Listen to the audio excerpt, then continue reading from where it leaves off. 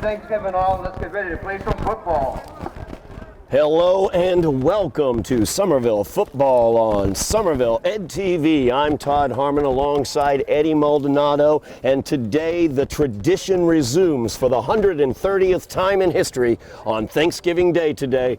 Cambridge Wrens in Latin versus your Somerville Highlanders. The battle for the picket fence, Eddie. It's finally here. Both teams, bad season so far. Just got to be honest about it. 0-10 for the Highlanders, 1-9 for the Falcons. Somebody's going to come out of this rivalry game happy, though, today. Yeah, definitely not where either team wants to be, Todd, but records aside, it's Thanksgiving Day, rivalry. It's finally here. For all they care, both of them are 0-0, right? This is just the only game that matters in the season. Thanksgiving Day, the big rivalry here. So I'm sure we're going to see a competitive match. We're going to see a great game here, and we're about to have kickoff. Absolutely, we are about to have kickoff. The Highlanders did win the toss. They selected receiving the ball, looking to set the tone offensively here against the Falcons. Of course, like I mentioned, the 130th edition of the Battle for the Picket Fence. The Highlanders with the edge, 71 wins, 40 losses, and 18 ties. The 130th version is about to kick off. Short kick. Taking on a bounce. That's Ginsley Lewis there on the return, switching up numbers on us. I believe he's wearing number 1 now, or no? He's still got his 4 on. All right.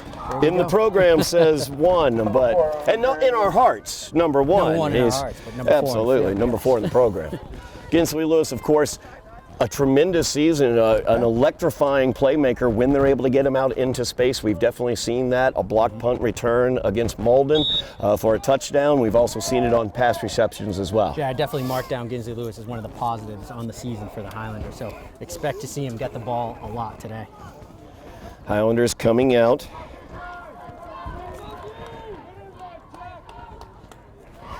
In at quarterback, Edgar Lopez. Tight formation for the Highlanders. Yeah, Lewis in motion, gets it on the jet sweep. Swallowed up rather quickly there by the Falcons for no gain. Yep, no gain there for the Highlanders, but you kind of see already what they want to do. They ask to receive the ball. They want to set the tone here, and probably a heavy dose of the run game here. They came in heavy, and we're going to see probably a lot of Lewis, a lot of Philemon out of the backfield as well, I would have to assume. Cambridge, of course, 1-9 on the season. Their lone win against Waltham. They put up 46 points, did Cambridge, in that game. They also put up 22 points against Medford earlier in the season. So an offense for Cambridge that can get stuff done, good idea to keep them off the field. Oh, yeah. So the Highlanders spread that formation now. Another jet sweep opportunity there as Fidindi Francois is taken down in the backfield. Great tackle and penetration there by the Falcons. Number 52, William Kaufman, taking him down. Yeah, William Kaufman sniffed that one out. There was nowhere to go for Fidindi Francois there. It's a good job defensively for the Falcons. Yeah, loss of 5 on the play brings up a 3rd down and 15. Not what the Highlanders wanted here on their first possession. Yeah, the Highlanders definitely don't want to get caught into a down where they are forced to pass. Their strength is running the ball, trying to be a little bit more physical up front. When they're forced to pass, that's where mistakes could happen. So they definitely want to stay out of 3rd and long. Highlanders with the 4 wide receivers, 2 at the top, 2 at the bottom of the screen. Man in motion is Tenzin Gazar. Pass downfield by Lopez, looking for Lewis. It's intercepted. Actually, he goes down on a knee, so it's an interception right in front of midfield at the Highlander 49-yard line. I believe I didn't see who that was. That was number 3 there. Evan Fay with that interception there, just an underthrown ball. Lewis wasn't able to adjust back to it. Yeah, like I mentioned earlier, you don't want to be caught in those passing downs. They were forced to pass there, and just an underthrown ball and a nice catch there by Evan Fay. Almost a punt there on 3rd down and away as he caught it at midfield. Absolutely, the ball is marked at midfield. Evan Fay coming from the safety position there, keeping his eyes on the quarterback Lopez and going to the ball, getting that interception. So now the Falcons will take over at midfield for their first possession of the game. Great field position here for the Falcons. Yeah, nice start here for the Falcons as they're going to have good field position at the 50. And as we mentioned, they have the offense to score. So Highlanders need to be careful here. Short field. Let's see what the Falcons can do. Benjamin Berinsky in at quarterback. Gonna start junior off empty. quarterback for them. Yep, starting out empty. Flag on the play. They were going to try their own version of a jet sweep, but we have flags all over. That's going to go against the offense. They tried to get it to Dante Christie. Penalty assessed against Cambridge. Remain first down, 1st and 15. So that's going to back them up 5 yards. 1st down and 15 now. So they're backed up to their own 45-yard line. Yeah, if you're the Highlander defense, it's something you like to see, penalties. And we've been in a lot of games, Todd, where we've seen self-inflicted wounds by the opposing team. And right there's one of them 5 yards back to start. So Berinsky now calling out the signals. 1st and 15. Once again, Christie in motion. They're going to pass it back to him. 4 Highlanders around him, and they tackle him for a loss. A drop of 3 yards on that one. Yeah, great job by the Highlander defense there. It was a host of tacklers, including Philemon, I believe, and Alvin Benavides. Now, Benavides has been very effective on the defensive side for the Highlanders in these latter games, calling his name quite a bit. So 2nd down now, 2nd and 17 for the Falcons. So they go empty set once again. Berinsky's the only one in the backfield. 2 receivers to the bottom of the screen, 3 at the top.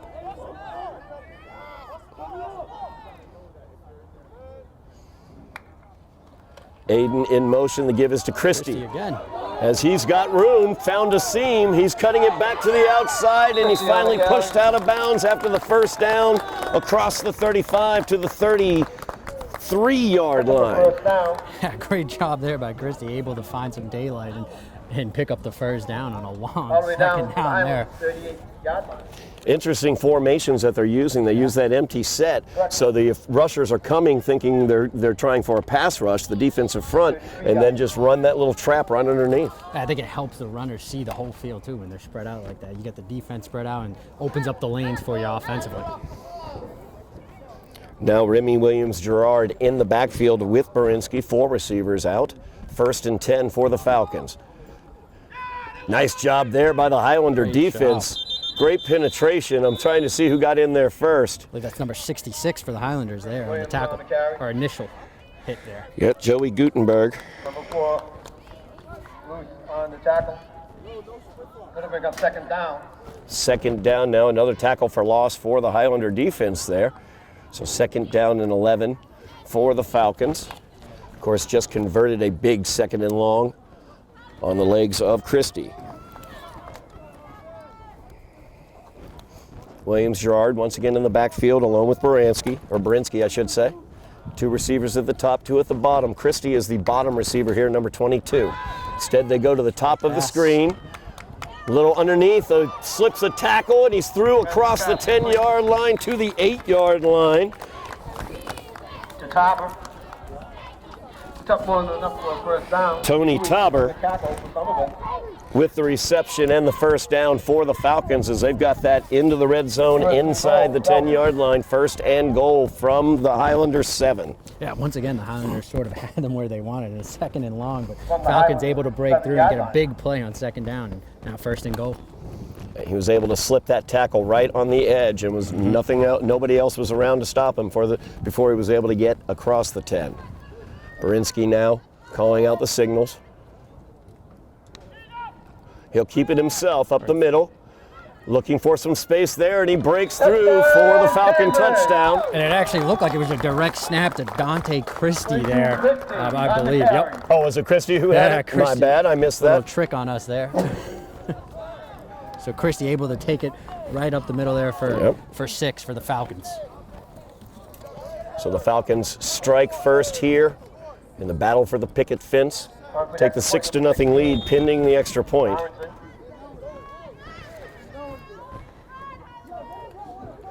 Snap is good, hold is good, kick is up, Extra point. and it is good. There's a flag on the play. There is a flag down. Could have offsides here on the Highlanders, let's see. Ezra Barneson, kicker for the Falcons. A little discussion here on maybe who jumped first. Was it the Highlanders or was it the Falcons?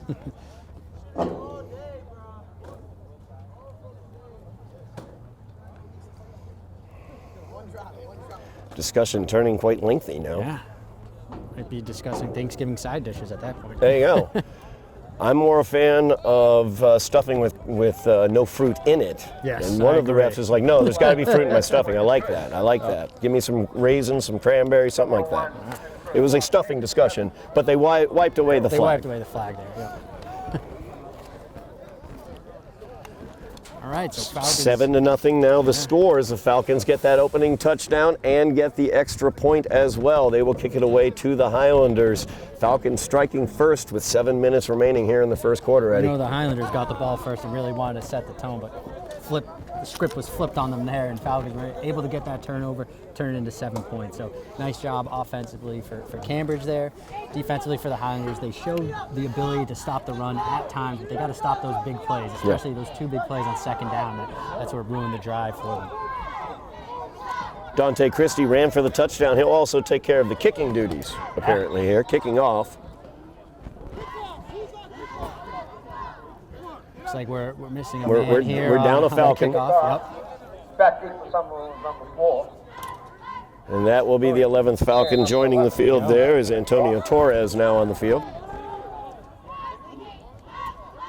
And Christie will kick it away. A little onside kick. Good job by the Highlanders jumping down on it. Victor Santiago. And nicely done by Victor Santiago. Most players might try to pick that one up. He just jumped right on it and made sure they get good field position here. Absolutely. You know, the football's got those 2 points on either end, and it makes it bounce around and do really weird things. So don't try to pick it up. Just jump on the thing. Yep, just play it smart, take the field position, and now your offense is coming out again and looking to score a touchdown here. The Highlanders offense looking to answer back here after the Falcons scored. Falcons had a 50-yard drive after an interception. Highlanders looking for a better outcome here offensively. They have 3 receivers at the top, 1 at the bottom.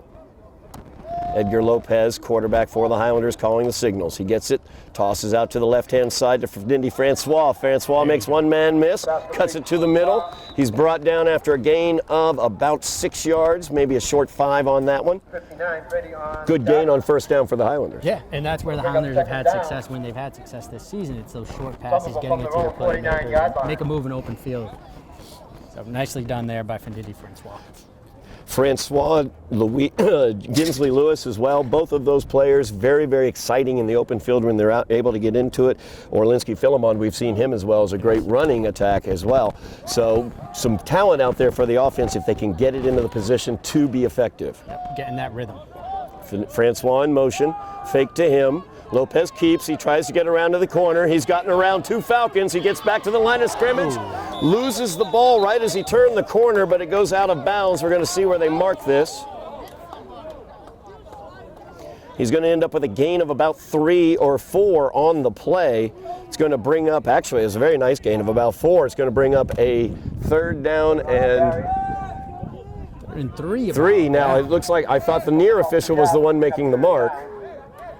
And I think that's what they're discussing here. Yeah, I think we have I the saw sticks lined up in one spot and the ball in another. the near official seemed to be marking it 2 yards forward, but I think the rule is where he fumbled is where the ball's placed, not where the ball landed after. If it goes directly out of bounds. Exactly. So a 3rd down now and 3 for the Highlanders. Still a makeable down and distance here for the Nice run Highlanders. there by Edgar Lopez. Turned nothing into something. Francois in motion. Lopez as he gets the ball tipped. That was a hard hit there. Williams Gerard just came flying in and tipped that ball at the same time from behind. Lopez took a hit. But he's able to get up. Tough kid there. Now he goes to the sideline as it looked like the Highlanders are going to go for it here on 4th down. Yeah, they're going to go for it. 4 down territory here for the Highlanders. Right around midfield. So they have it on the Falcon 49-yard line, looking to get to the Falcon 46 is the down, or the line to get, I should say. And that play was there for the Highlanders. You saw what the idea for Edgar Lopez was to get rid of the ball quickly, throw it to one of your wide receivers, and just pick up the 3 yards that you need. So wouldn't be surprised to see that same exact sort of formation, that play again here.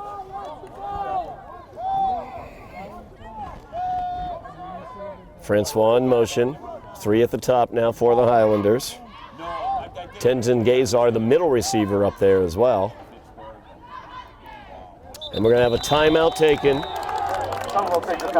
Lopez did not like what he saw and went ahead and took the timeout. Yeah, they put a man in motion, probably trying to read the defense a little bit. Didn't like it, so take the timeout here. Absolutely. Good job there by Lopez. Makes the right decision in that case. Reset the offense, see what they can find. Yep.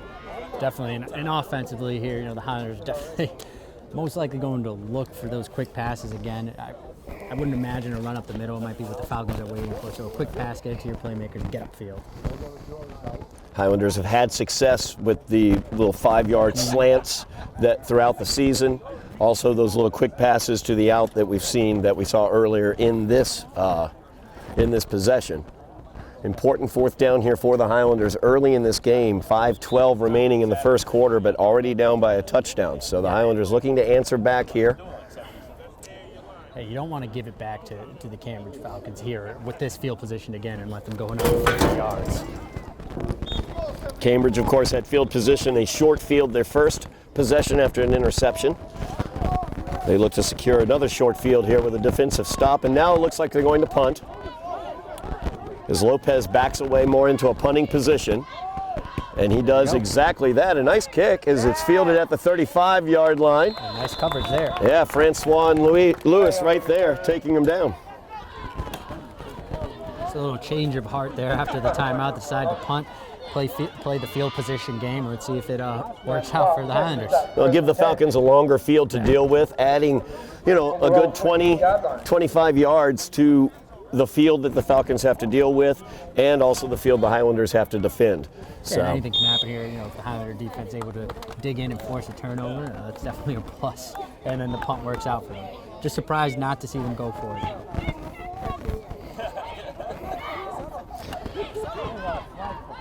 Falcons now out. Benjamin Berinsky at quarterback.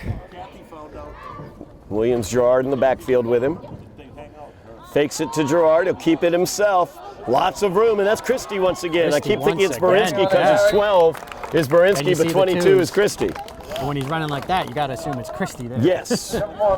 When I see Christie running like that, Berinsky does not have that burst of speed that Berinsky used to get across midfield, get the first down, and place the Falcons back into Highlander territory. I think the Falcons found something that works for them, and that's just giving the ball to Christie. We've seen it a couple of times now, and we're seeing it again on this drive right from the first play. Christie just right up the middle, gashing this Highlander defense. Yep, Christie back in the backfield again. Berinsky, the near receiver, on the bottom of the screen.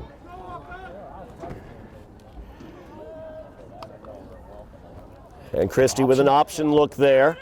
Good job by the Highlander defense as they stayed at home. Alvin Benavides did a great job there staying at home, taking care of that option look.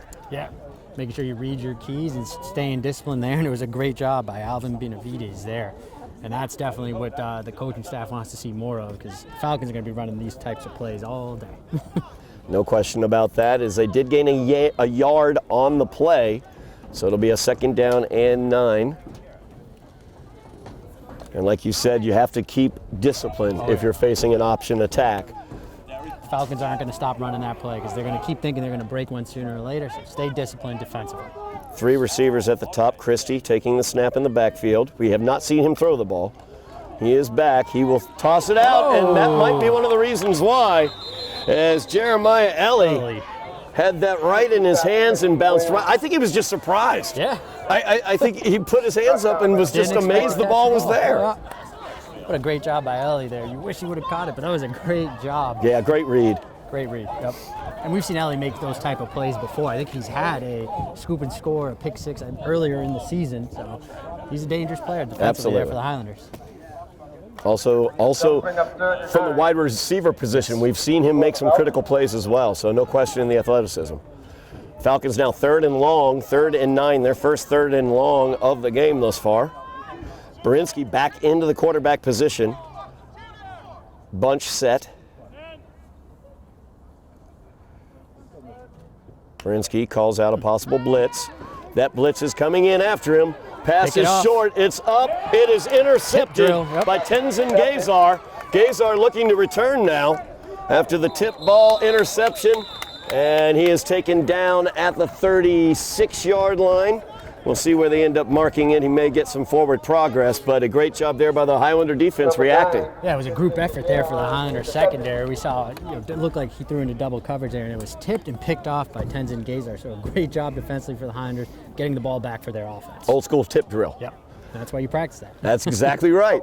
So first down and 10 for the Highlanders as they get their interception. 3:24 remaining in the game. Highlanders trailing by 7, but looking to tie it up with this drive.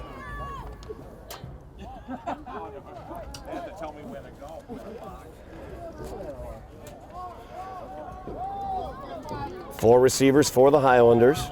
Ginsu Lewis at the top of the screen. Lopez looking out to Lewis. Short pass to Lewis. He tries to slip some receivers there. Watch that ball, Ginsley. You missed it last week, by the way, Eddie. Ginsley had an interception late in the game, very, very critical time. Tried to return it and ended up fumbling said interception instead of just going down to the ground. Ball control. Yep. Got to control the ball. Ball security is a focus. You got it. Ball security is absolutely important. I know you want the extra yards, but keep a hold of the ball. Yep. He did in that case, though. So he gains a yard for forward progress. Second down and 9 now for the Highlanders. There'll be 3 receivers at the bottom of the screen. Ginsley Lewis, the lone receiver, at the top. Lopez looking to get it out to Tenzin Gazar, and that is incomplete, tipped. Once again, the pressure right in Lopez's face. Yeah, Lopez again just not having the time to throw, and that play was there for them as Ginsley Lewis was open and he had blockers in front of him. So tough break there for the Highlanders, just trying to get it to somebody there in the open field.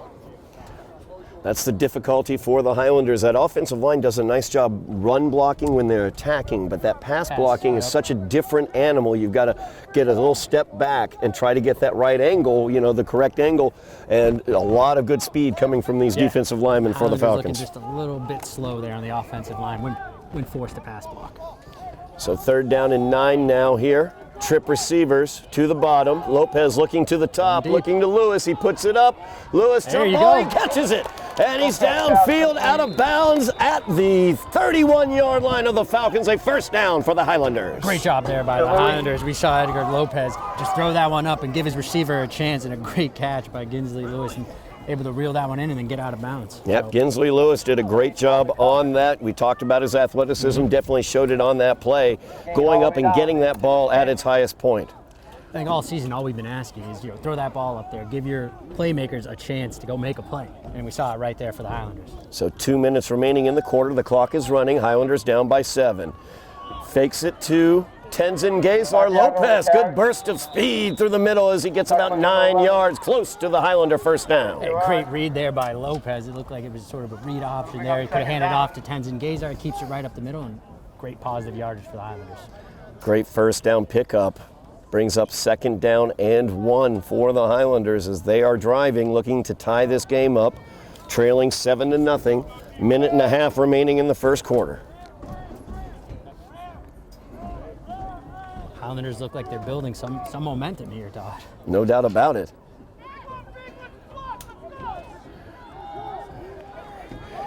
Jeremy Ellie very wide here to the bottom of the screen. Single coverage for him. Let's see if they go for that. Lopez looking to the other side, though. Trying to get it to Lewis. Out of bounds.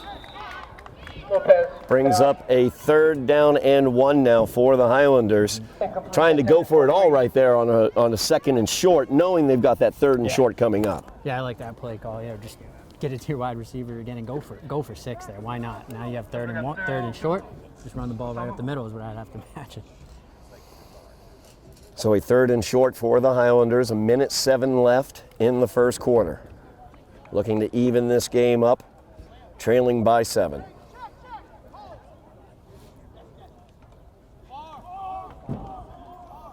Highlanders got into this position on a 30-plus yard pass reception by Ginsley Lewis. He is lined up at the far side, top of the screen. Single receiver at the bottom is Jeremiah Ellie after Francois goes in motion, and there's a handoff, a nice cutback, and a first down for the Highlanders as Jaden Prevalent gets the first down. Great job of running there by Jaden. Yeah, and that was Prevalent's first run here for the game, and a great job to pick up the first down and then some. Busted Highlanders through. moving the ball. Couple tackles busted right through him, some arm tackle attempts by the Falcons, and Prevalent was not going down. So the first down now in the red zone, inside the 15 at the 13-yard line for the Highlanders. And interesting, we're seeing more Prevalent today in today's game. Usually we see a lot more of Philemon. Right now they're giving the ball off to Prevalent here.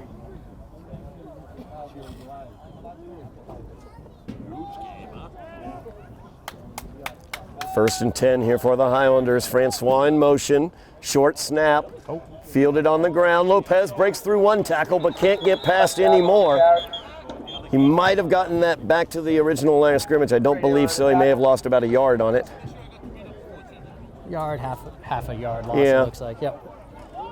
But looks like that's going to bring us to the end of the That quarter. is going to end the quarter as the clock will tick down. We're moving to the other side. Highlanders trailing by 7 to nothing, as we move to the second quarter of action in the battle for the picket fence. Of course, last year we did not get the traditional battle of the picket fence. 130th iteration, I should say, of the battle of the picket fence here today. No game last year due to the COVID-19 pandemic, but so great to be back at Russell Field for the opportunity for the battle of the picket fence today. Oh yeah, it must feel good, especially for these players after sort of taking the last 12, 18 months off, right, of no football activities and everything that was going on. So it must be nice to be here on Thanksgiving and be able to bring back this rivalry and play in this game. And competitive first quarter, to tell you the truth, Todd. It's sort of what we expected, right? Two teams coming in, records aside, they're going to go after each other today and really run the ball, and they both want to come out of here with the win. It's the last game of the season. You want to end it on a positive note, and we saw a lot of action there in the first quarter. No doubt about it. Both teams, tough seasons for them. Highlanders, just to be specific, and this is across the board for Highlander athletic programs, they've been road warriors, not only dealing with COVID-19, but also dealing with the renovations at Dilboy Stadium as well as the Bruin Fieldhouse. And the Highlander football team was able to get back into Dilboy Stadium last week. That was great to see. We got to see the reopening of Bruin Fieldhouse with an alumni game for the Somerville girls basketball program. And if you haven't seen that, that's on the YouTube channel as well. Feel free to take a look at that. It was a really fun night. But the coolest part is you can see that new facility that Bruin has been built into. And so looking forward now, it's a great opportunity for Highlander programs moving forward, finally not being road warriors as they have been. Yeah, it definitely must feel good not to constantly be on the road, and especially when you get a big new shiny stadium or re-up, revamped, and same thing with the high school there. So it's good to see Highlanders moving in the right direction. So a second down here to open the second quarter for the Highlanders. They have it at the 14-yard line. As Gazar was in motion, Lopez, he's grabbed in the back and thrown down as William Kaufman gets the penetration and the tackle for a loss there. So it brings up a third down and long here for the Highlanders, trailing by 7. Yeah, nicely done by Kaufman, just able to break through the Highlander offensive line and make a tackle in the backfield. I think we've seen that on a couple of different occasions now by Kaufman, so definitely a player to watch thus far in this game. Yeah, and Lopez is elusive when he's out there with the ball running. So a really good job of Kaufman to corral him and take him to the ground. Third down, looks like a good 3rd and 21. No, it's 15, I'm sorry. I added 5 yards. I was about to say, it didn't look too that far. Third and 16. Third and long, but It's long. It feels like it's long. So a big third down here for the Highlanders, trailing by 7. Lopez back to pass, throws it out. It is incomplete. So he was looking for Fidindi Francois on the out. Actually, I'm sorry, Jeremiah Ellie on the out. First time Ellie's been targeted here in this game. And like we mentioned, Ellie's another one of those playmakers. I think especially when you get him one-on-one on the outside, he's somebody you want to throw the ball to. He's got great size as well. He's somebody who can he can use his size to an advantage, and he does have a great burst of speed and athleticism. So a 4th down now here for the Highlanders. 4th and 16 for the Highlanders from the Falcons, I should say, 20-yard line.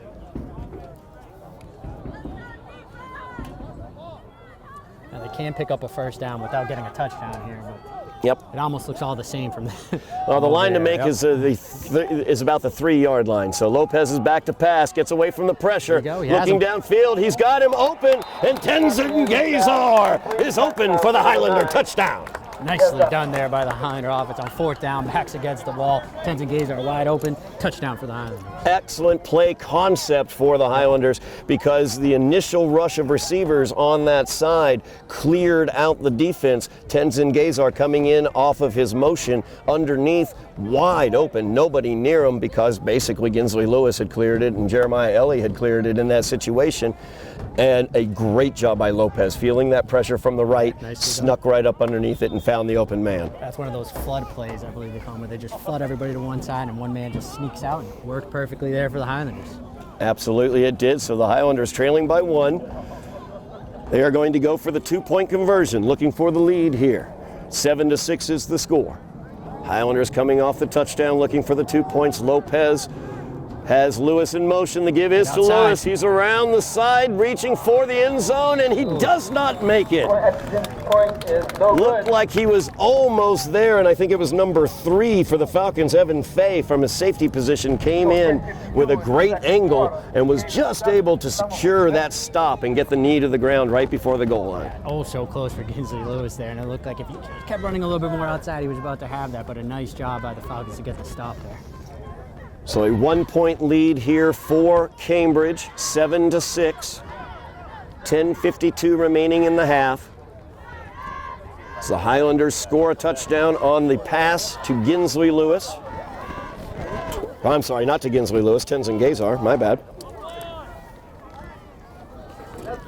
And it's good to see Tenzin Gazar involved a lot more with this offense. Something we hadn't seen too much throughout the season, but Tenzin Gazar, one of the many seniors here for the Highlanders, he's getting some action on Thanksgiving. So Yeah, Tenzin was somebody we've mentioned his name quite frequently throughout the year, but more on the defensive side of the ball.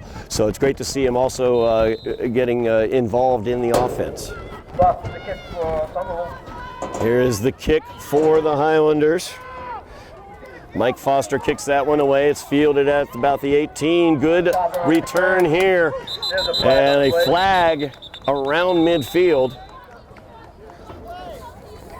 as the return by Tony Tabor. A good return there, but it looks like we're going to have holding Here we are. on the Falcons. We are going to have holding on the Falcons well away from the play. Yeah. Basically, I think a Falcon had a Highlander down on the ground and was sitting on him. Things get a little physical and aggressive here in this rivalry. It does. It does. I've been watching this rivalry since 2013, broadcasting these games since then, and every single year, the tensions are a bit heightened.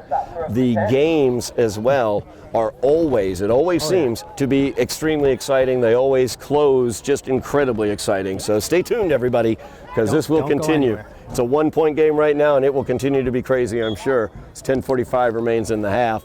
Falcons taking over at their own 32-yard line. It is Christie taking the snap in the backfield. And he hands that one off. Williams on the carry. Turns out of bounds. As Williams Gerard forced out of bounds after a gain of about 5 on the play.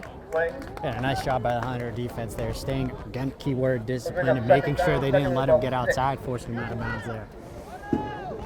Another option play it looked like there. He had the option to keep it himself, did Christie, or hand it off to Gerard, and he handed it off in that case. So a 2nd down and 5 for the Falcons. Christie once again taking the snap in the backfield. 3 receivers at the top of the screen for the Falcons. Gerard now in motion. As Christie will keep it to the near side. Slips through a couple tackles. He's got a lot of speed there. Good job by Jason Tuwali. As Tuwali was able to get him down from behind, Twally did a great job getting a hold of him through that burst of speed. He did get the first down, but he could have gotten a lot more without Twally. And Twally, a defensive lineman there, just chasing from behind, so a nice job to be able to make that tackle, because Christie might have had 6 on that play. Yeah, Christie, just a burst of speed right as he got around the corner. Had 2 Highlanders around him. There were blockers in the position as well, but showed that burst of speed for the first down, almost to midfield at the Falcon 49-yard line. 1st and 10.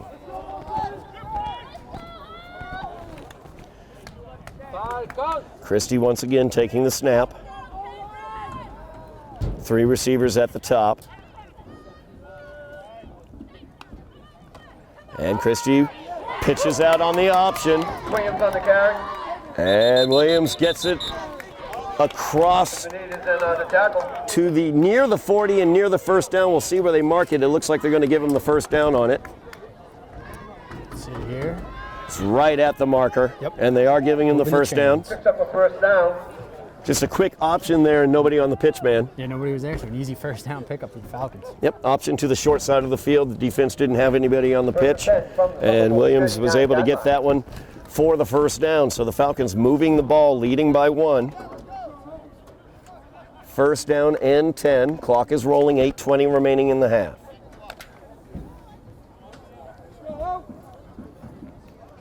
Tight formation here by the Falcons. And Barinsky now in at quarterback Absolutely. for the Falcons. Barinsky now taking the snap.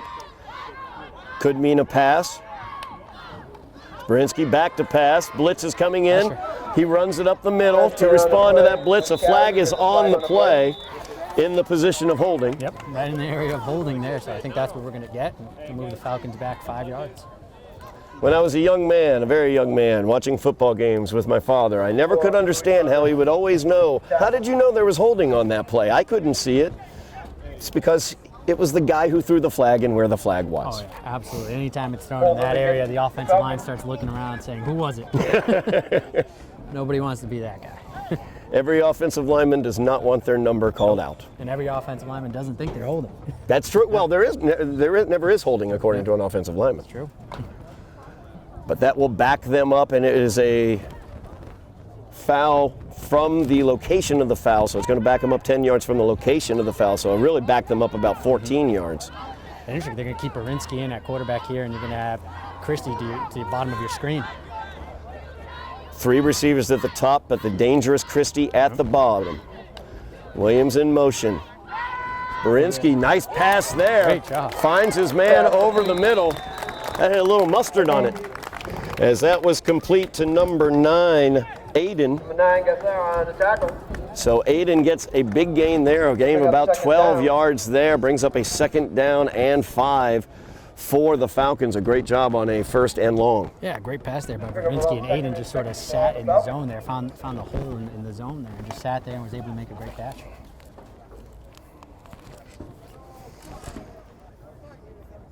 Just under 7 minutes remaining in the half. Falcons driving, looking to build upon their 1-point lead. Barinsky still in, taking the snap.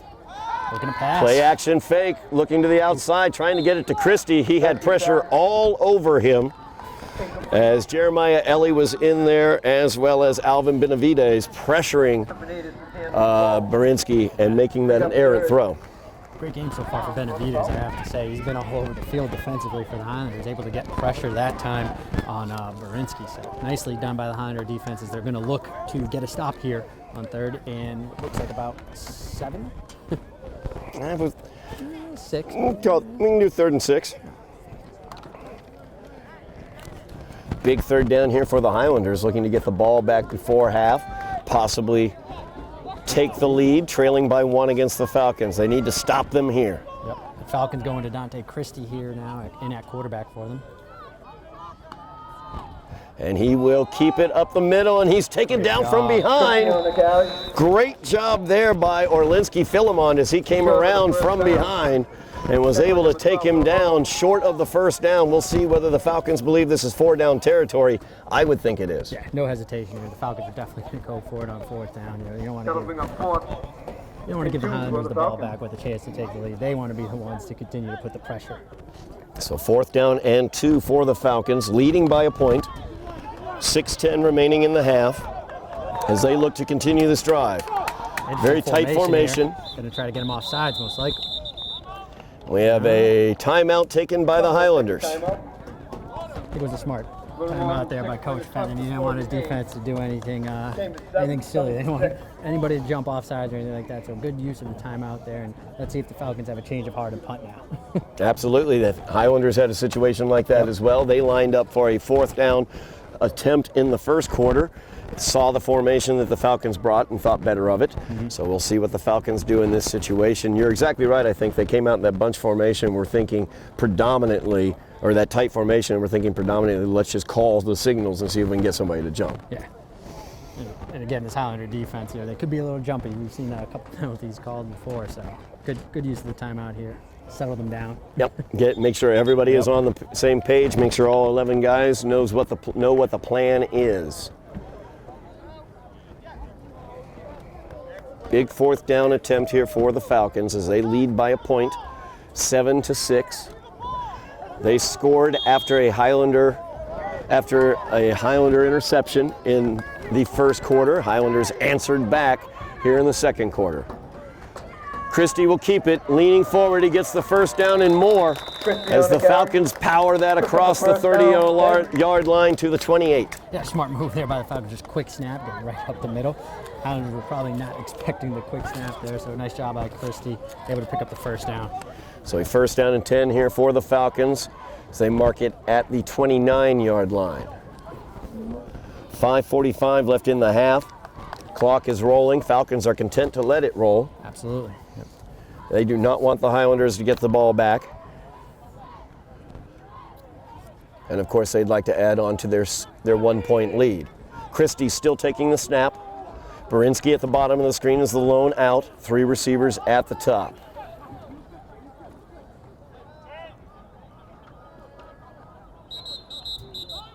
And Okay, we take the timeout. we're going to take a timeout for the Falcons. And you mentioned, Todd, important drive here and a very important possession. The Falcons want to take the lead. The Highlanders want to be able to stop and get the ball back before the half. It's important to note the Falcons will receive the ball to begin the 3rd quarter. That's an excellent point. So the Falcons trying what I like to call the old Madden twofer of get the last minute touchdown and then get the kickoff for another drive.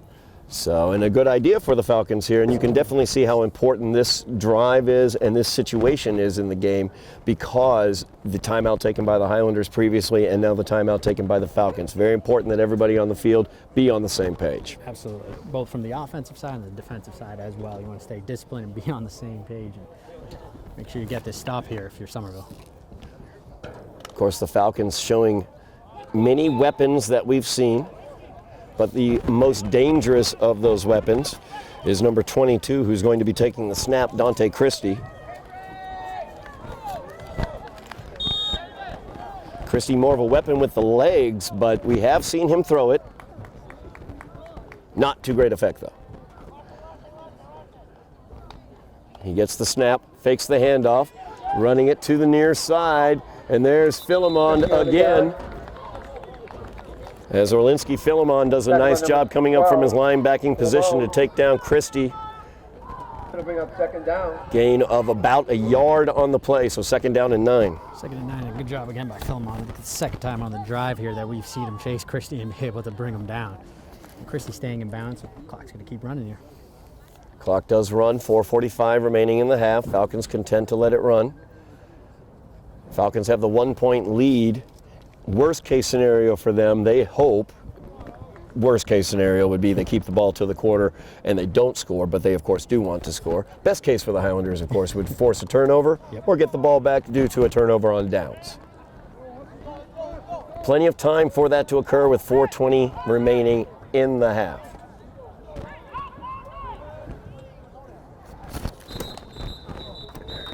And another timeout being taken by the Falcons. Okay, we take the timeout. Aiden went in motion, number 9, and immediately the coaching staff for the Falcons taking the timeout. I don't think he liked what he saw there. I think he knew the Highlanders were ready for whatever play was coming. I think you are exactly correct. So 4:13 remaining here in the half. Falcons leading by the point, 7-6. 2nd and 9 is the down and distance. Falcons taking their second straight timeout. Yeah, the game is slowing down a little bit now that we're on this side of the field because the Falcons are being very cautious as they don't want to have a turnover. Definitely. They want to take the lead here. So. Both teams with a turnover today. As the Highlanders threw an interception on their opening drive. That turned into 7 points for the Falcons. And then the Highlanders got an interception.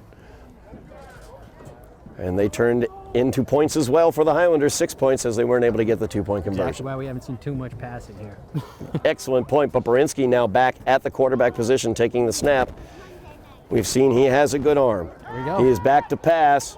Instead, he will tuck it and run. He is tripped up by Ginsley Lewis just short of the 20-yard line and the possible Falcons first down. So they will mark it at the 21-yard line, leaving a 3rd down and 2 for the Falcons. Yeah, that was a nice quarterback draw there by design for the Falcons as Borinsky looked like he was going to drop back to pass, but saw the wide open green field there and just took it. Well, the last time we saw Borinsky take a snap, he threw that laser on the to Aiden, I believe. to Aiden. So I can definitely understand why the Highlander defense would kind of think he's throwing.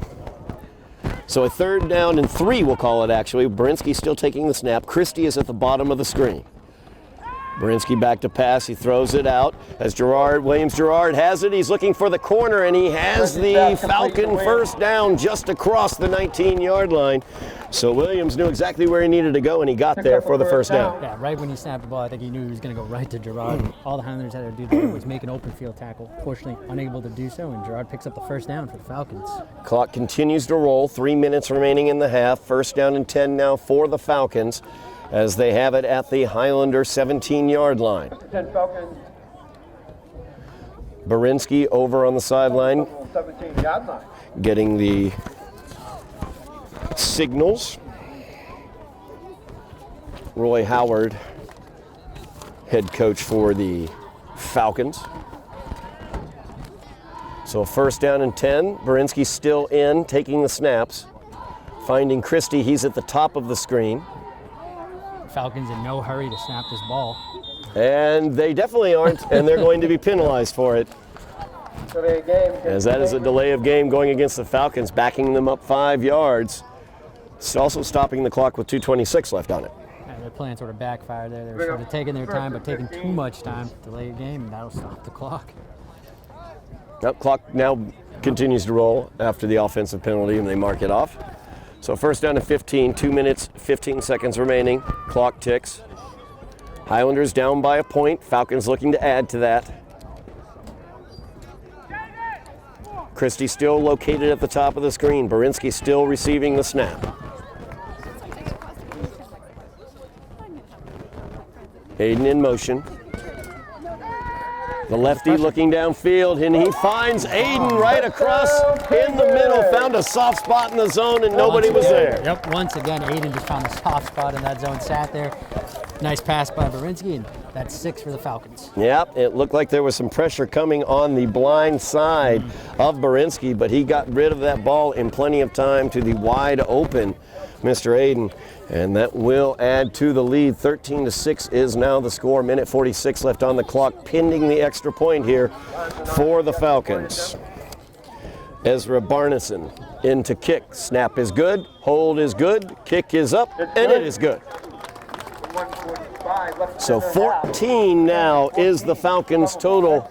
6 is where the Highlanders sit. They have a minute 46 left in this half to change that as they will receive a kickoff here from the Falcons. Yeah, still plenty of time for the Highlanders to do some damage here and get some points on the board before going into the half. They have 1 timeout remaining, 1:46 to go here. So I look for the Highlanders to be aggressive offensively when they get the ball here.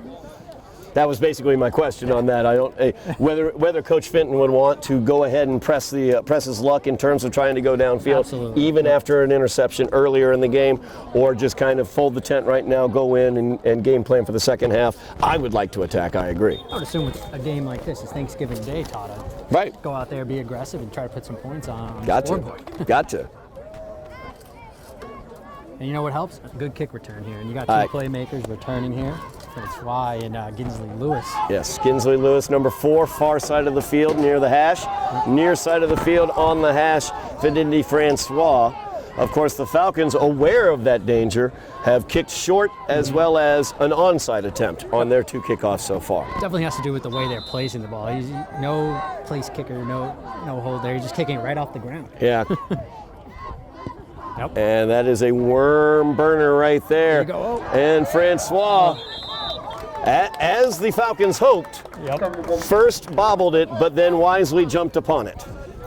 So no return to speak of on the kickoff. 1:44 remains in the half. The Highlanders will have it at their own 31-yard line as they attempt to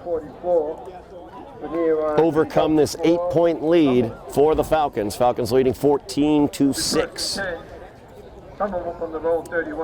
Now, most of these drives, we've seen Ellie lined up almost on an island by himself. Yeah. If I do recall correctly, one-on-one. I would love to see the Highlanders go attack that right now. The safeties have been cheating over to Ginsley Lewis's side of the field. Jeremiah Ellie is always on the other side of the field, and he tends to be in single coverage. You are exactly correct about that. Ellie, as you can see, number 21, moving to the top of the screen. No safety anywhere near him. Only a single safety back, actually, right now. Gazar in motion. And the give is to Gazar as he bobbles the ball, and that allows 4 Falcons to overwhelm him, but fortunately he held on to the ball.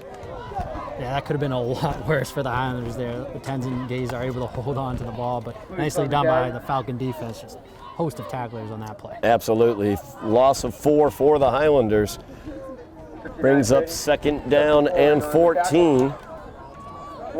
Minute 15 remaining in the half. The Highlanders not using their lone timeout. Clock is rolling. Yeah, that first down play sort of changes things for the Highlanders. Absolutely. Lopez looking to pass, looking over to Ellie's side of the field, but that is going to Fadindi Francois, the short receiver on the out. He gets out of bounds across the 30 to the 31, the original line of scrimmage. Gets back that loss of 4 on first down, bringing up a 3rd down and 10. Clock is stopped with 56.7 seconds.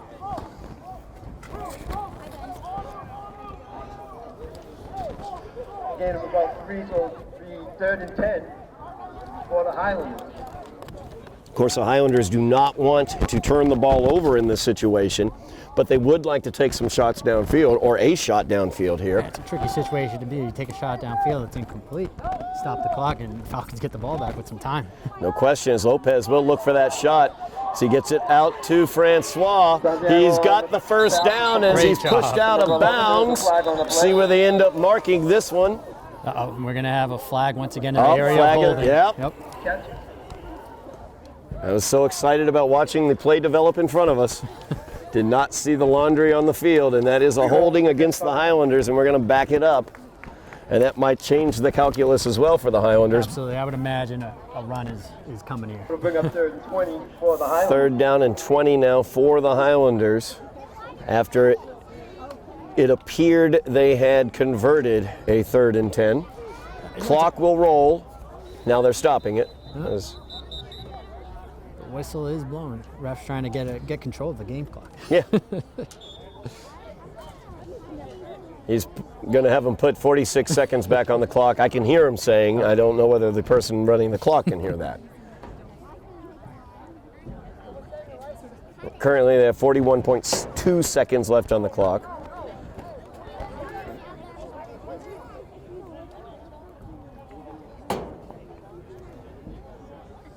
So we're going to have a little, almost a referee timeout here for all the modern technology, and we're just screaming to the press box. Yep, they're updating the clock as we speak. So yes, the referee's waiting on that, and then we can resume play. That's right. Trying to get the correct time on the clock. After the holding penalty against the Highlanders, the clock had rolled, and I don't think it was supposed to. And on that previous play, that was a great job by Ginsley Lewis that was able to get outside there and what looked like apparently pick up the first down. It's a frustrating play because it's one of those holding calls that we mentioned earlier is away from the play. Yeah. And you never like to see that. It's nothing to do with the play. It's away from it. It's a bit of a frustrating call there for the Highlanders. No question about that. They have 48 seconds back up on the clock now, and that's where they're going to go with it. So now Highlanders in a 3rd and 20, trailing by 8, 14-6. 48 seconds remaining in the half. Don't want to turn it back over to the Falcons, so we'll see what they've decided to do in this situation. Empty backfield. Oh, nope. He is joined back there by Prevalin. And planned run by Lopez up the middle. Hold that ball. As he spins away from a couple tacklers, pushes his way forward near the 30. And that's where they're going to mark him down after a gain of about 7. Timeouts taken by the Falcons. 37.3 seconds remaining on the clock. 4th down and long, 4th down and about 16 for the Highlanders. So they're going to have to kick this one away, and the Falcons are going to be left with just a little bit of time on the clock. Yeah, the only positive thing for the Highlanders here was the Falcons, I believe, have no more timeouts remaining. That is correct. Just 37.3 seconds left on the clock. We'll see what they have left after the punt. But you would imagine the Highlanders are definitely going to punt here, right, Todd? I would think. I would think. And I would assume the Falcons would line up in punt safe and not attempt to block, Yeah. thus allowing a possible fake to work. Stay away from any penalties or mistakes for the Falcons. That's always the goal. Yep.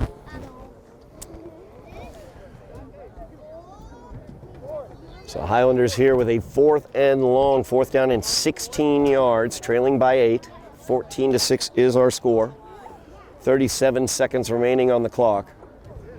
Highlanders in more of a punt set. Lopez has not stepped back yet. He's joined in the backfield.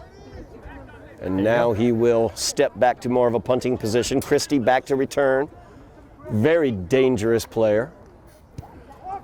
Good punt by Lopez. Christie will field it at the 42, take a few steps back, and he is tackled at the 41. Good job by the coverage by the Highlanders, as it looked like Ginsley Lewis was down there. Also, Jeremiah Ellie was down there. Fidini Francois made the final stop. That's all you could ask for if you're the Islanders. Yeah. A great punt by Edgar Lopez. And now you put the Falcons in a position where they don't want to make a mistake either in the position that they're in. 27.8, probably take a couple shots here deep, but I won't expect too much offensively from the Falcons with no timeouts. Exactly, no timeouts for the Falcons. They are leading by 8 points, so they don't want to make that critical mistake. 27.8 seconds remaining in the half. Of course, we also have seen that Borinsky has a good arm. Yep. And their receivers, at least, we've definitely seen that Aiden can find soft spots and open places in the field. And Lewis comes right across the goal line, or right across the line of scrimmage. I think he was claiming somebody moved on the offensive line. Yep. But doesn't look good for Lewis. I don't know why you would run unabated towards the quarterback, no matter what sort of movement you saw. Yeah. So we have a 1st down and 5 now for the Falcons after the 5-yard penalty. I think that does give us some indication of how the Highlander defense wants to attack in this situation, with Ginsley Lewis aggressively looking to blitz. Falcons have 3 receivers at the bottom. Christie is at the top. He's 22. Borinsky looking downfield. He'll throw it to the middle. There's Aiden wide open again over the middle with less than 30 seconds left in the half. He makes the completion at the 11. They try to get it down there. 13 ticks remaining as they try to set it and spike the ball. And they will do that successfully with just under 7 seconds remaining in the half. How do you have that kind of defensive breakdown? I'm sorry, I've been nice all season. I got to ask this question. How does that happen? It's a mental lapse in judgment there for the Highlanders secondary. You know what the Falcons are going to do. They're trying to throw the ball deep, and you know they've had success when throwing, finding that hole in the middle. And there it is again. Aiden. They've thrown 2 touchdowns to that same exact location already in this game, a critical rivalry game, and you let that play happen. That cannot happen. I've been nice all season. I'm tired of it. I'm sorry. This team is really, really not playing well. The effort is not there. Yeah. And period. It's clear. You can see it. It's there. clear. Yep. And I will call it out now. I've tried not to all year. It's gotten worse throughout the season. 1st down or 2nd down now for the Falcons, leading by 8. They can get a first down without a touchdown. We're going to have a flag here. Interesting. It's going to go against the Falcons.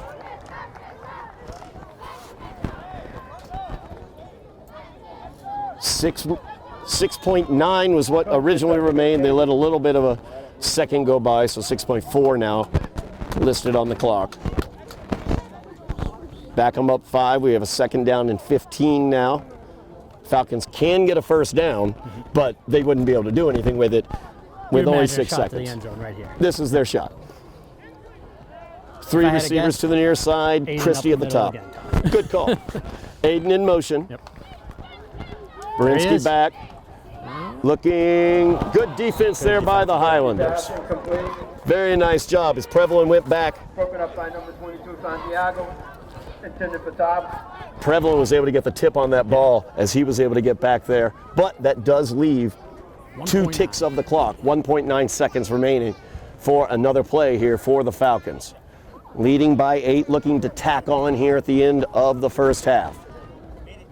Highlanders have allowed an atrocious drive here. Let's go. The Falcons have moved the ball down with less than 30 seconds from beyond midfield to the 14.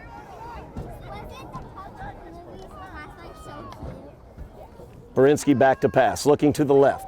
Passes into the end zone. It is up. It is tipped around. It is almost caught, but hits the ground. 3 Highlanders in the vicinity. The Falcon almost came away with it. Tipped around by both Falcons and Highlanders, as I think that was number 30. No, I misread the number, 32 possibly. I couldn't get the name, who did not quite come away with it. And we have a Highlander down on the field as well, as that is Prevalin down on the field. Prevalin laid himself out to stop that play. He certainly did, and he stopped the previous play. So, you know, Prevalin definitely showing the effort out there, no question about that for him. I hope he's all right as they're checking him out there. But we're going to go to the half. We will update you on how young Mr. Prevalin's doing as we go to the half, Eddie. The Highlanders trailing in the battle for the picket fence by the score of 14-6. You are watching Somerville Highlander football on Somerville Ed TV.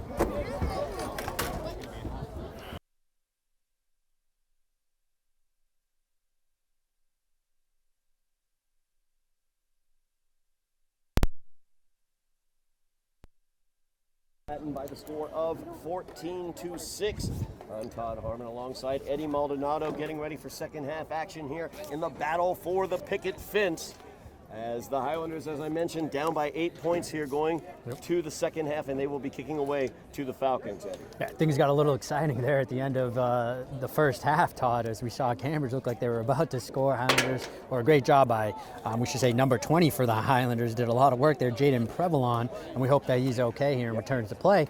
Great 2 tip passes in a row, was able to break up those passes and stop Falcons from scoring. Yep, I see Jaden right out there, number 20. He is the 3rd one in from the bottom of your screen on this kickoff coverage. So good to see Jaden out there, as this kick is a short kick fielded up at about the 32, run out to about the 44-yard line is where it will be marked, as Evan Fay brings that one out for the Falcons. So the Falcons open out with the 8-point lead, as they were able to find pay dirt twice there in the first half, and they are coming out here ready, looking for it again. We've noted number 22, Christie, is the dangerous, Dante Christie is the dangerous factor there for the Falcons, but LeBon Aiden has been kind of the most dangerous, as he has been open on 2 touchdowns for the Falcons today. Yeah, Falcons offense has looked great in that first half. It almost feels like the score should be 40-6. Christie starts off with the ball, and Orlinski Philemon trying to bring him down from behind. In lieu of that, he tried to rip out the ball, neither of which worked. A first down for Christie as he gets across midfield, down to the Highlander 42-yard line. Yeah, Falcons going back to what worked for them in the first half. Just get the ball to Christie. He's going to make some moves in open field and pick up first down after first down until they find the end zone. And they're going to keep doing that until the Highlanders can prove that they can stop someone here. Yeah, Christie tends to run to the near side. I've been noting Orlinski Philemon, number 12, coming from that far side linebacker position, although he does line up on the line itself on the outside of the defensive line, but he's listed as a linebacker. Has stopped Christie a couple times from the backside, was not able to do it there as Christie gets the first down. As this one will be given off to Williams, and he busts it out to the outside. Missed tackle there, second missed tackle on the corner, third missed tackle for the Highlanders. I'm going to start calling those out. And a first down for the Falcons. If you can't tackle, the other team's going to score. Yeah, Highlanders in trouble there. Williams Rogers took that and looked like a modern-day Marshawn Lynch just running through the Highlander defense there. And again, Todd, to your point in that first half, it's all about effort for the Highlanders. Yeah. We need to be able to see that here, especially in a rivalry game on Thanksgiving where everyone's watching.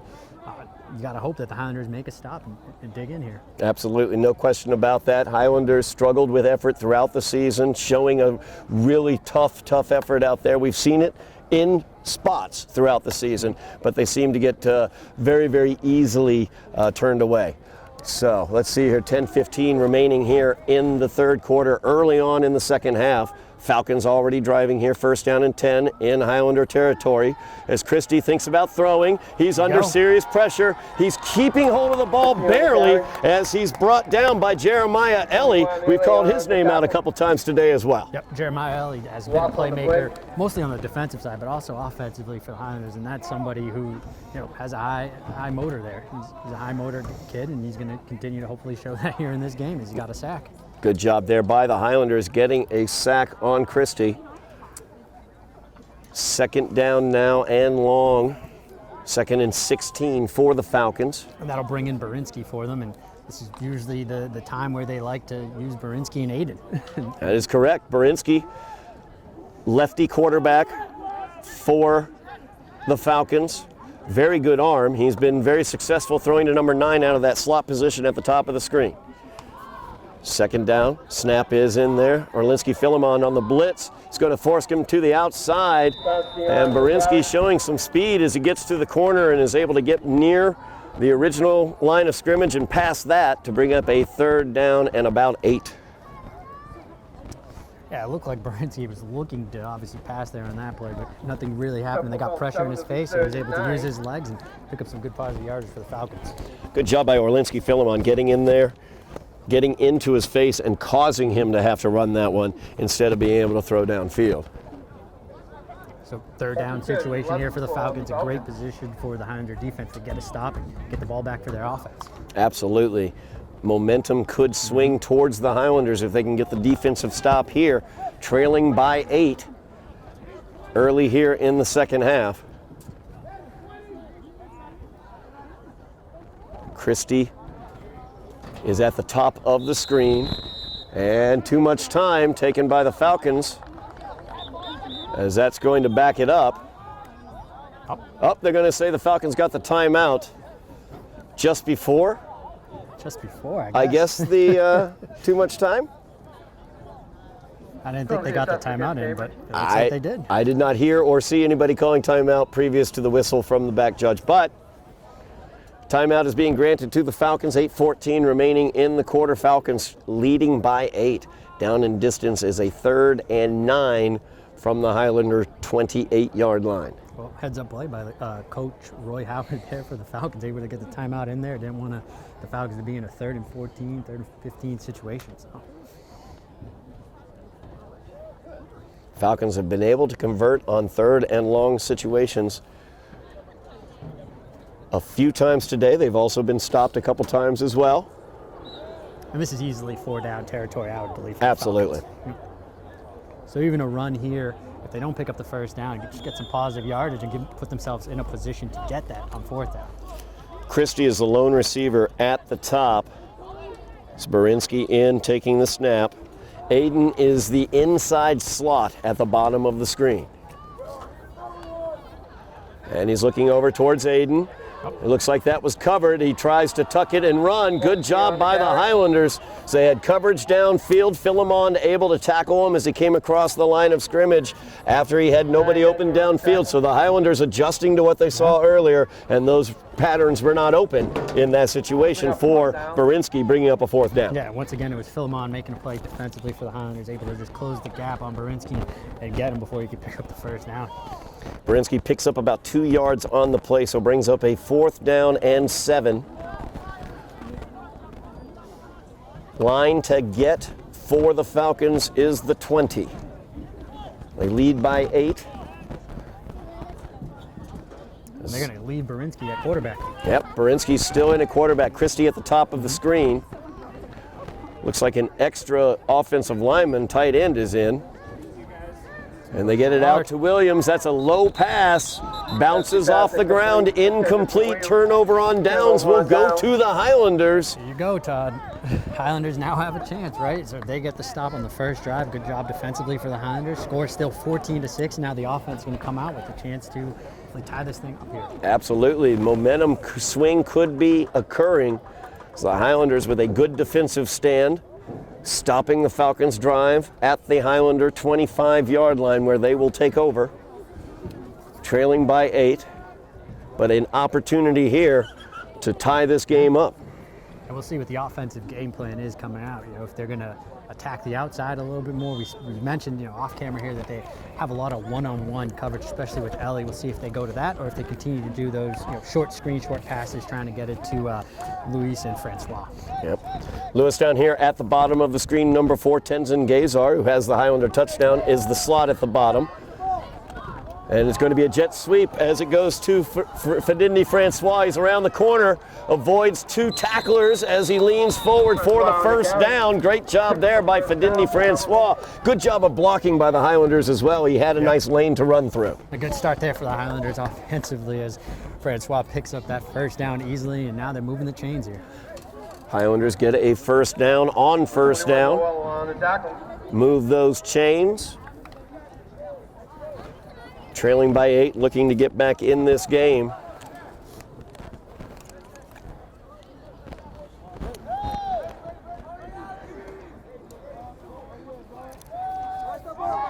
Man in motion is Fedindi Francois once again. Motion on the offensive line there, movement.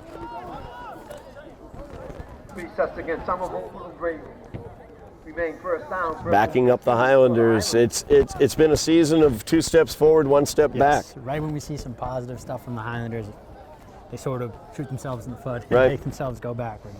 Absolutely, a loss of 5 there on the penalty. So the Highlanders backed up 5 yards, brings up first down and 15. Midway through the 3rd quarter of play.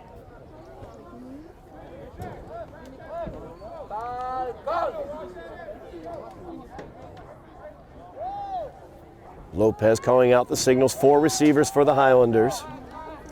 The give is to Prevalent. He bounces it to the outside. Good hole there for him to run through. As he spins down past the 40 at the 42-yard line. Nicely done there by Prevalent, able to find a hole in the defense here, and a great job blocking for the Highlanders as well. Got it out to the 43 is where they're going to mark it. That's where the nose of the football is. So 2nd down now and about 5. So a really nice pickup of 10 there for the Highlanders on first down and long. As Jaden Prevalent, another good run. We've seen Jaden a couple good runs offensively. Defensively, I got to be honest, I think he may have saved a touchdown here at the end of the first half. Definitely saved a touchdown, maybe twice. Yeah, he tipped a ball that looked like it was going to go into the end zone for a touchdown. So he has definitely brought it today. 2nd down snap to Lopez, looking for that slant to Lewis. He gets him at midfield.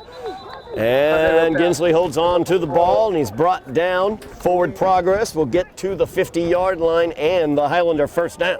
Highlanders finally starting to build some momentum here, as we saw in their lone drive where they ended up scoring. A similar drive here where they have those slants, those nice runs by Prevalent. Keep it going, though. Keep it going. Absolutely. Highlanders showing some diversity in their offense.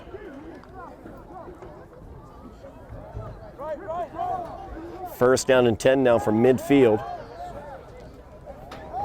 4 receivers once again from the Highlanders in their base set.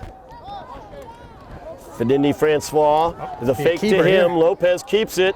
Looking for some blocks here to the near side. He'll cut it back. Trying to get away from the Falcons. He's finally brought down.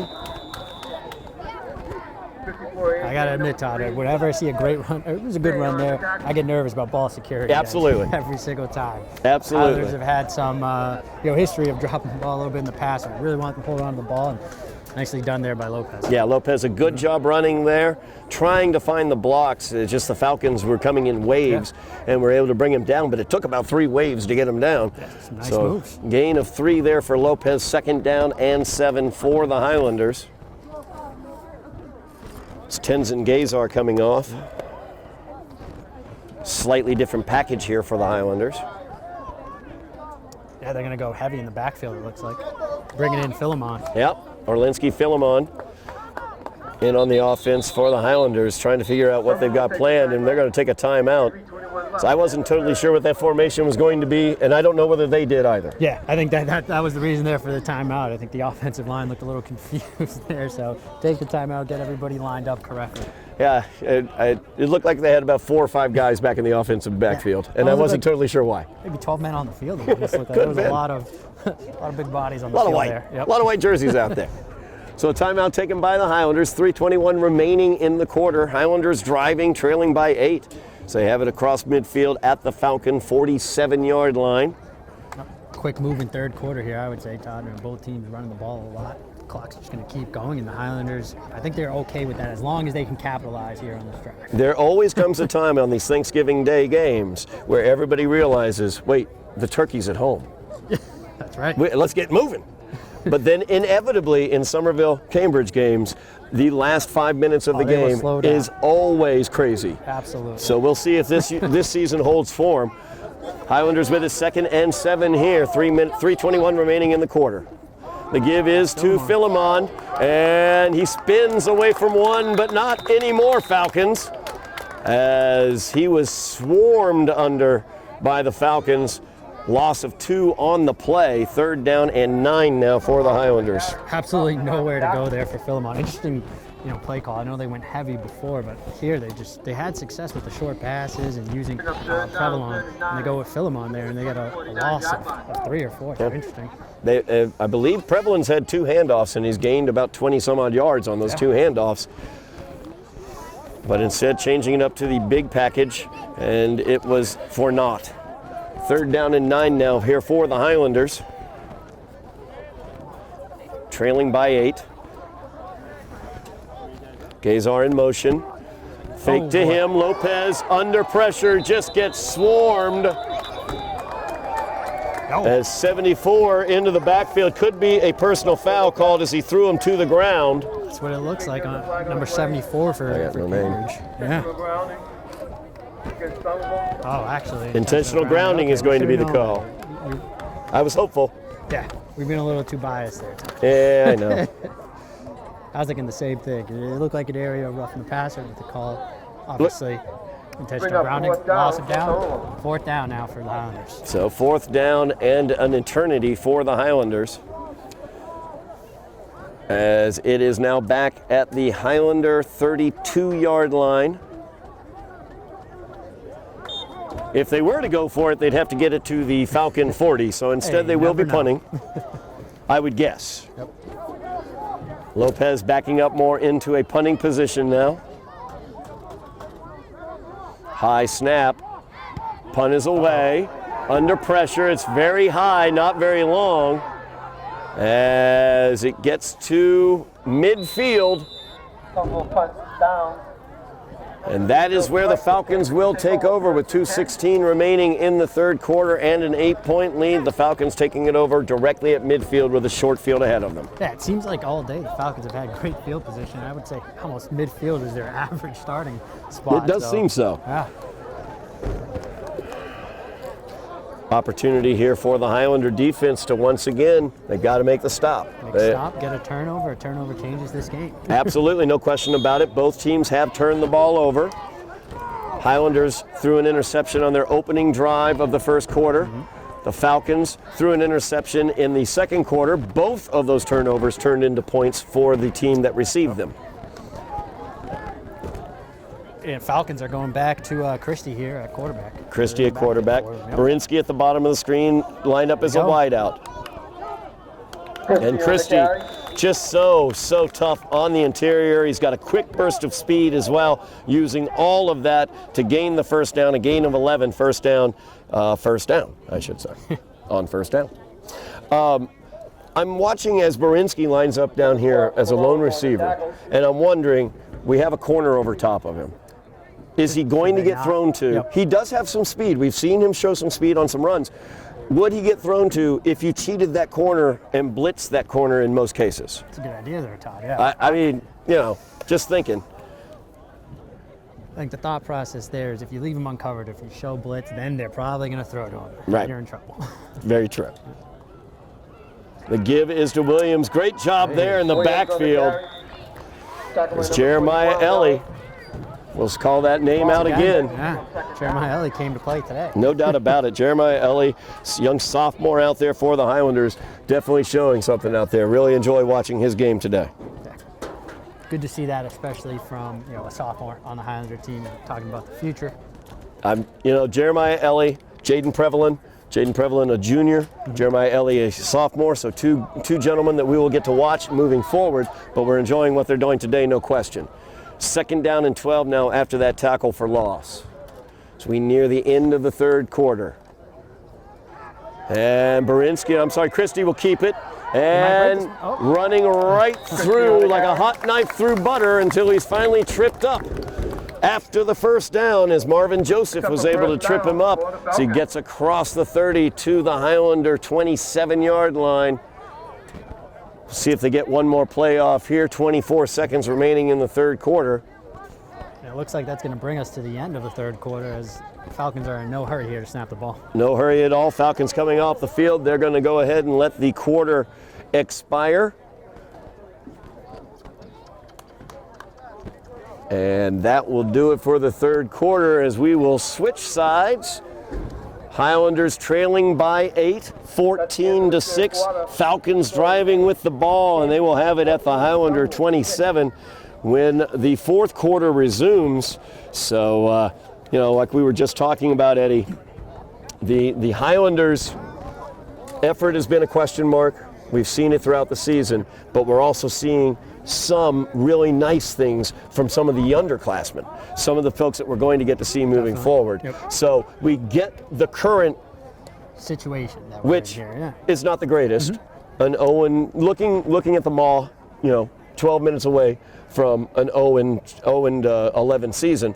But when you look at Orlinski Philemon, he's a junior. When you look at Jaden Prevalin, he's a junior. Jeremiah Ellie, he's a sophomore. These are guys we've been calling their names out for very positive things, some great effort plays that we've seen out there. So that's a good future that we can see possibly developing. Yeah, definitely. I think I like the effort in the second half more than I did in the first half. I agree. It looks like, especially defensively, they're playing with a little bit more energy out there, so I like to see that. Yep. And talk about the future, they do have some positives throughout the season, right? We saw Ellie a lot. Absolutely. We saw some playmakers there for the Highlanders, so it's definitely something to build on, even when you're staring at an 0-11 season. Well, another name we've called out a lot, not as much here in the second half, but Alvin Benavides, another underclassman, a junior for the Highlanders, playing that defensive tackle position, number 65 right there, does an excellent job as well. So here we go with a 1st and 10 for the Falcons underway here in the fourth quarter. Christie looking to get loose, and he is going nowhere. And who stopped him? Jeremiah Ellie. There you go.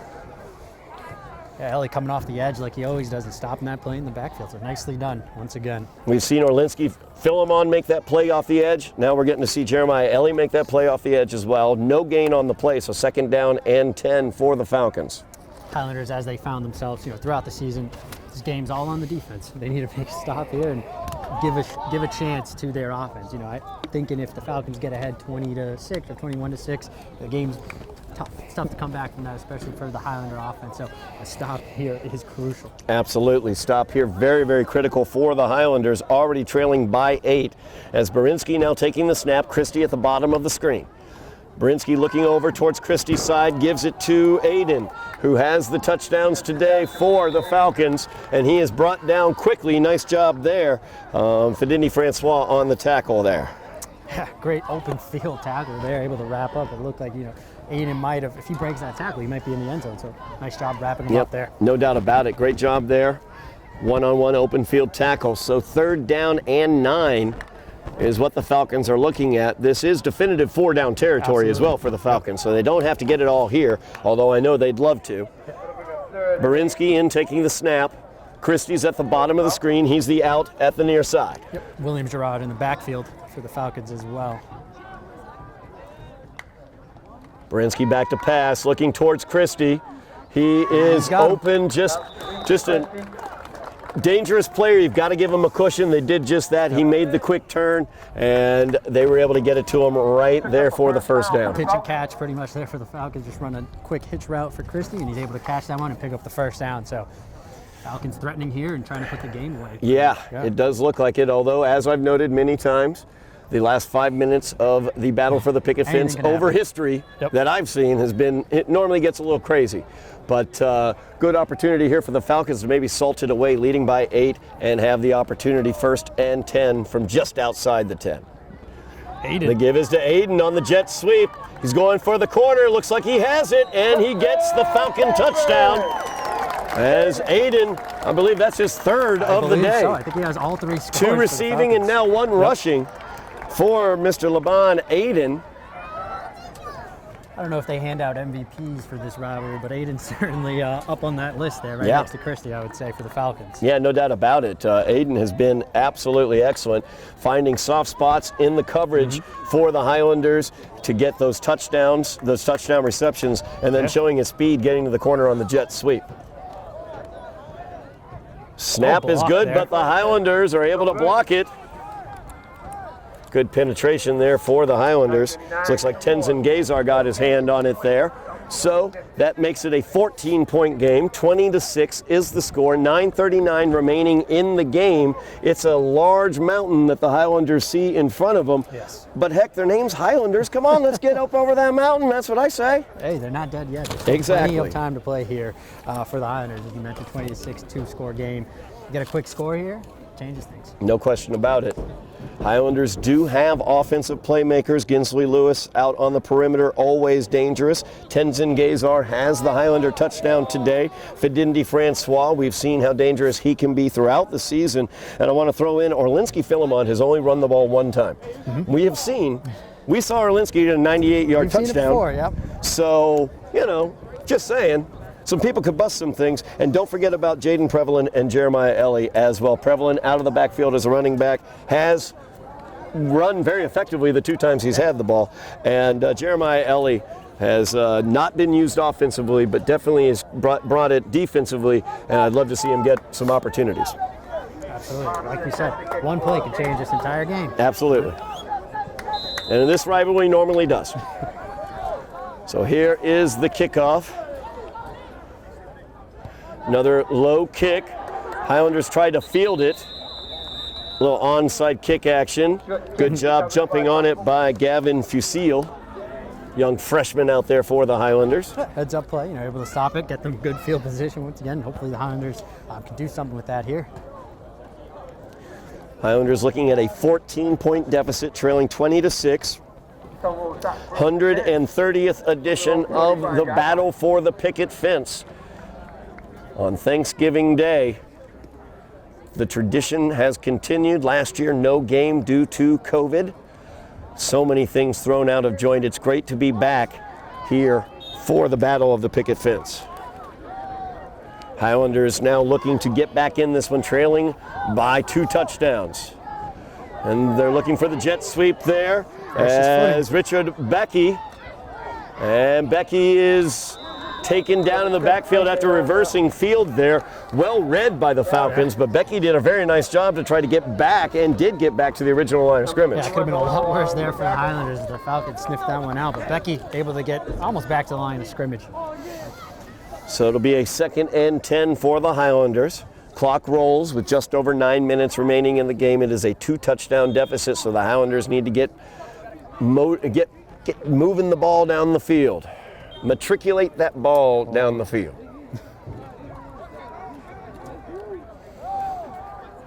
Four receivers for the Highlanders, 2 top, 2 bottom. Man in motion is Becky. Lopez back to pass, avoids got him. the rush. He's got Becky wide. There you open, go. catches it at the 30. There is nobody there, but there is A flag. Oh boy. So, Here's a flag on the play. let's see what this flag Let's see. is. Richard Becky with the touchdown for the Highlanders. For the time being. For the time being. referees are going to gather here, and honestly, I didn't see anything taught. So this can go either way. This can be a holding against offense or defense. Oh boy. It's going to go against the Highlanders. Yep, looks like we're going to have a legal motion or a shift here on the offensive side, I believe is the call, and it's going to go against the Highlanders, and it's going to take away 6 points. An illegal shift? It looked like it. Goodness gracious me. You don't see that called too often No. at the high school level. to be Goodness honest. no. So that will back it up 5 yards. And what was a possible touchdown to get the Highlanders back into this game has turned into a 2nd down and 15. And so this season goes. Yeah, you mentioned it earlier, Todd. It's one of those situations where you get positives from this offense or from this team, and then it's 1 step forward, 2 step back, unfortunately. And I'm Yeah. not sure if that was on the Highlanders or if, you don't want to blame the refs forever. But, it might have been on the referees there. I'm not sure. That was really an illegal motion or shift call there. I remember Molden, but anyway, Becky in motion, Same Lopez play, back pretty to much pass. here, yeah. Looking for the same thing here. Oh, boy. And he's brought down as he tries to throw that one. Incomplete. Incompletion. Kaufman is on the tackle. No, I actually like that play call. Just go right back to the same play, Yeah. see if you catch them sleeping again. William Kaufman got the pressure on Lopez there, as he has been doing throughout the day. Kaufman has got a few sacks as well as tackles for loss on the day. So 3rd down and 15.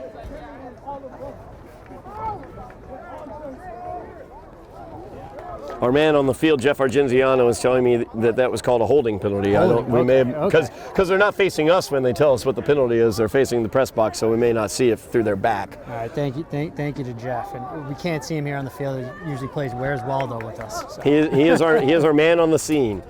Big 3rd down here for the Highlanders. Lopez throws it up looking for Ginsley Lewis, and that is incomplete as Ginsley double covered. He threw it to the only location Ginsley could have gone for it. Gave him a chance, but gave him the opportunity. It brings up a 4th down and 15 for the Highlanders. 8:23 remaining in the game, and they trail by 2 touchdowns. And looking at the sideline here, the Highlanders, all indications show they're going to go for it. Oh, yeah. At this point in the game, you have to put it all on the line. So Coach Fenton talking to his quarterback, Lopez. Edgar back in now with the play. See what the Highlanders can do. I mean, the first thing Edgar Lopez has to worry about is William Kaufman, number 52, coming off the near he's been in side. the backfield all day. He has been. Lopez calls for the motion. Becky in motion. 4th down and 15 for the Highlanders. Lopez rolls out, looking for Fidini Francois, and it's complete, but it is well short of the 1st down as it gets back to about the Highlander 48 where they will mark it, and that is where the Falcons will take over on downs after the Highlanders unable to get the first on 4th and 15. Yeah, after that touchdown was called back, it seems like the offense was just deflated after that one. And that ruins the drive and takes down their energy and momentum right when you think you still have a shot. Not only does it ruin the drive and take all the momentum away, and it really, it was a crushing blow to have that come back like that, but also it ruined my prediction of craziness at the end of this game. I mean, come on. It was my absolute prediction happening right in front of us, and now it's been taken away from me as well. I'm very sad. Just allowed it for the viewers. For the viewers, watching, for everybody at home. Come on, refs. Anyway, 8:15 remaining in the game. Falcons leading by 14. Barinsky in the game at quarterback, taking the snap. Christie's at the bottom of the screen. They go down here to Aiden, and he is forced out of bounds at the Highlander 43-yard line. So a gain of 5 on that play. Goes out of bounds, took up about 6, it'll be 2nd and 4. Brings up a second. We'll call it actually a gain of 6 and a 2nd and 4 for the Falcons. Clock continues to roll. 7:45 remaining in the game. The Falcons leading by 14 here. Highlanders need to make something happen defensively get the ball back into the hands of their offense to get closer in this game. Marinsky still taking the snaps at quarterback for the Falcons. A little flare pass out to Williams-Girard. He is ridden down after he gets the Falcon first down. He is still down on the field. That was Jeremiah Elliott. Jeremiah Elliott, yep. That's exactly what I was looking at. Running from the DN spot all the way outside. Able to get and able to bring down or force out and tackle a very, very difficult player in Remy Williams-Girard. Yeah. And Girard looks like he's experiencing some cramping here. It's been a long game. It has been. It has been a long game. But that was enough for a first down. Don't believe the chain gang in that 4 up there. It is a first down and 10 coming up for the Falcons. As Williams-Girard up, looks like he's fine. Yep.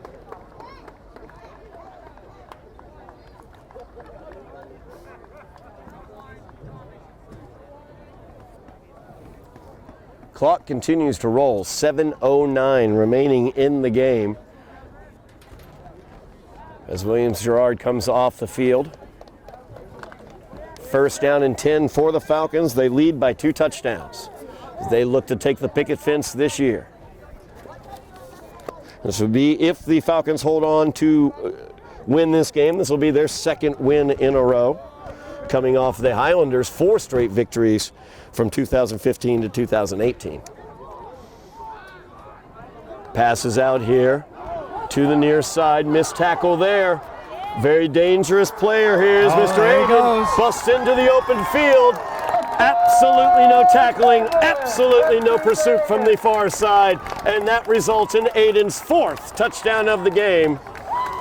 Yeah, just poor tackling there by the Highlanders. Horrific tackling. Aiden slip through everybody and just find the end zone for the 4th time again, and Aiden solidifying himself as the MVP of this game. No question. Aiden is the MVP. No tackling whatsoever on that play. Far side defense just stayed on the far side, never even got beyond the hash to try to help out. And that's how you get behind 26-6 and about to be 27-6 unless you're able to block the extra point again. Ezra Barneson on to attempt the point. Snap is good, hold is good, kick is good. And that makes it 27-6 with 6:34 remaining in the game. So the Highlanders being embarrassed. Yeah, finding themselves in a deep hole here, and that they look like they're most likely not going to climb out of top. Probably not. Although, I thought the same thing. I have thought this many a times in Cambridge, Somerville games. Minutes, but I don't know. This is a stretch here. Down 21 at this point. It's a tough ask, especially for this offense. Very, very tough ask. An extremely tough ask, as a matter of fact. Let's just start airing it out. Throw a couple Hail Marys out there and then see what happens. Absolutely. I mean, there's really nothing else to do. Not necessarily Hail Marys. I try to set up a play, for example, like they got for Becky that went for a touchdown. Something to that. That went for a touchdown. Outside. Obviously, it was called back by the holding, but that was not the primary receivers. It was another situation where they cleared out a side of the field, and it was just like their touchdown to Tenzin Gazar. You clear out a side of the field, and then you find somebody. They're going to have to do things like that if they're going to drive. Get your quarterback outside of the pocket, away from the pressure, and just throw it up there. Find somebody open. Barrington set the kick. Low line drive kick. It is bouncing around dangerously and finally landed upon at the 30. So the Highlanders will keep hold of it. Let's see here. Trying to see who got that. I didn't quite see 25, but I do not have the number, or do not have the name. Might have been a new addition to the Probably team a new this addition. Yep. Possibly a freshman out there. And that's the thing that you have to look for in these situations after what looks to be developing into an 0-11 season. What is the path forward as well? Yeah, definitely. You know, and let's not forget, as we talk about, and Eddie, we talk about some lack of effort that we're seeing. This has not been a senior class that has had the greatest runs in terms of the situations they've been in.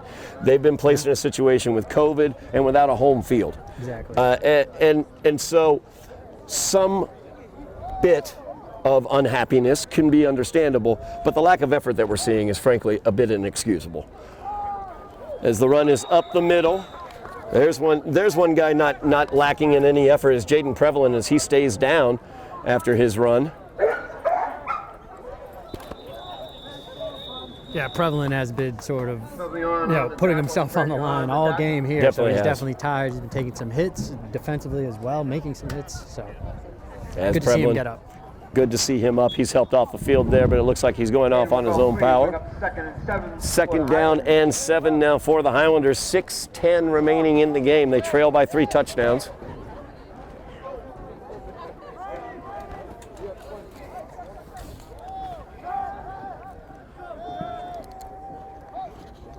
As Lopez has it, looking downfield, and that is incomplete. Incomplete pass. Looked like he was trying to get the ball, as we've been asking for all day, to Jeremiah Ellie, running a slant. And I think the second, just right before he released it, he Sort of noticed slipped a out of his second hands. defender that Yep. was moving into a double team position and tried to keep hold of that ball. And didn't come out very well. Except it did come out as an incompletion, not an I was interception. about to say that. Luckily, they called that an incomplete there, not a fumble. That is true. So a third down here for the Highlanders. Third down and 7. On the incompletion, clock stops with 5:51 remaining in the game.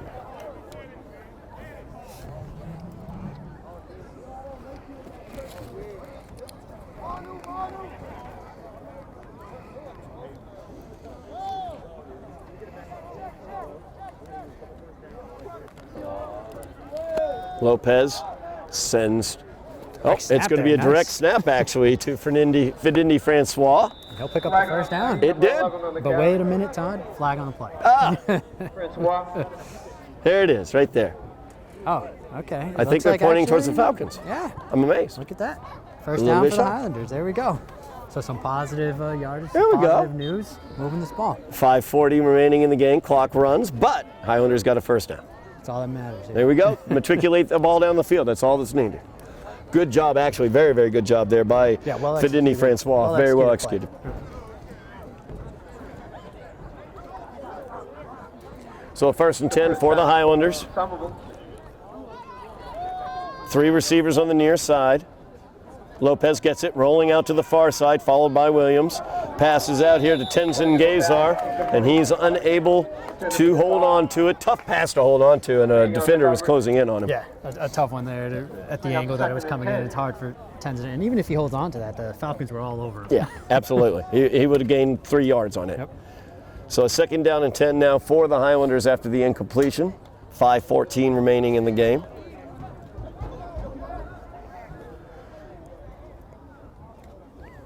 Highlanders just trying to get the ball down the field at this point in time, trailing by 3 touchdowns. We talked about maybe just air it out. Problem is, even airing it out, you're throwing it up high. And you got to have the offensive line to withhold that Exactly. pass rush. And great pass rush for the Falcons. As Ginsley Lewis gets it, and he is brought down in the backfield. Great job of tackling there. I want to say it's probably Williams again. Exactly, William Kaufman. William in the Kaufman, I backfield mean. Once again. Yep. William Kaufman once again back in the backfield, number 52. He's been there all day long.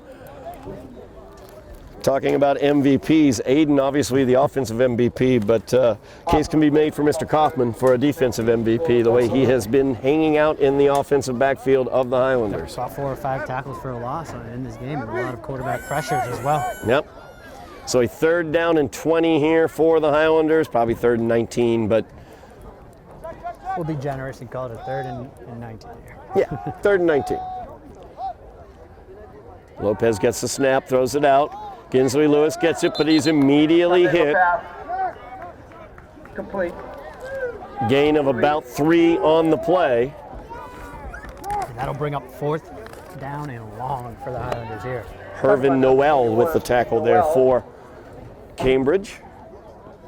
Young sophomore, as they seem to be getting some of the younger players into the game. Yeah, and you mentioned it in the beginning of this quarter here, Todd. You start thinking about the future, testing some players, seeing what they look like. What are you going to show me here at this point? So a 4th down and 16 for the Highlands. We'll call it 4th and 15. I keep adding yards.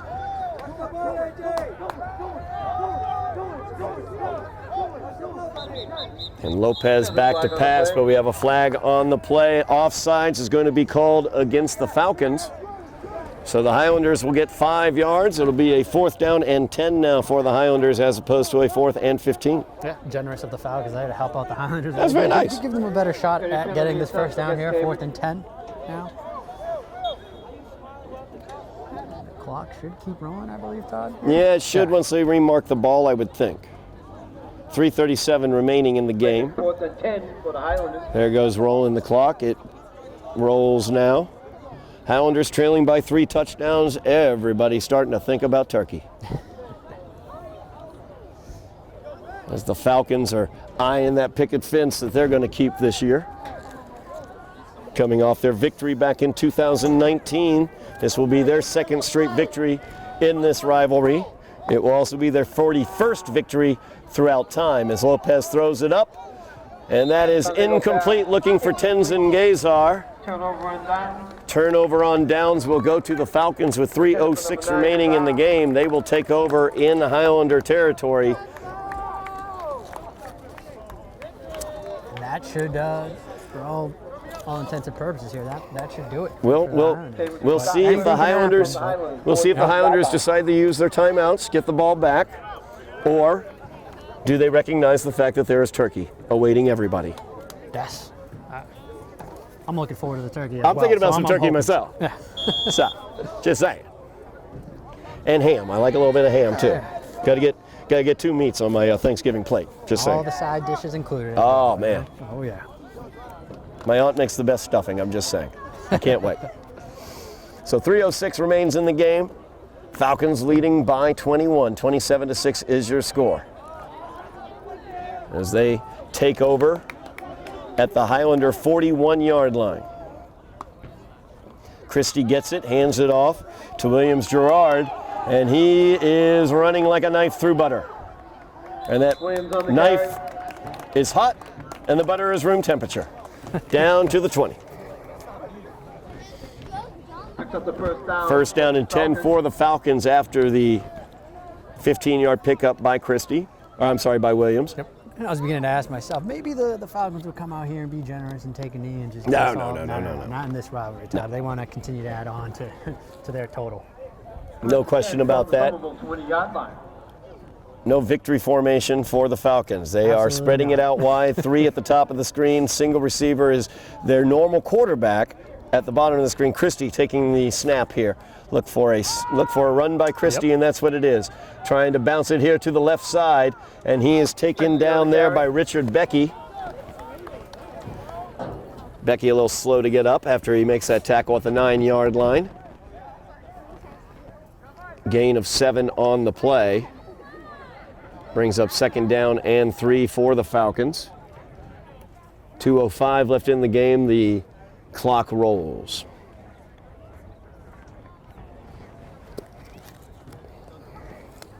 Looks like the Falcons are going to go back to Barinsky here, although I don't expect a pass on this drive at all. Barinsky, the lefty quarterback. Junior out there for the Falcons. We'll get to see him next year, I'm sure. He's got a good arm. And he will take a timeout. With 1:34 remaining in the game, the Falcons take the timeout.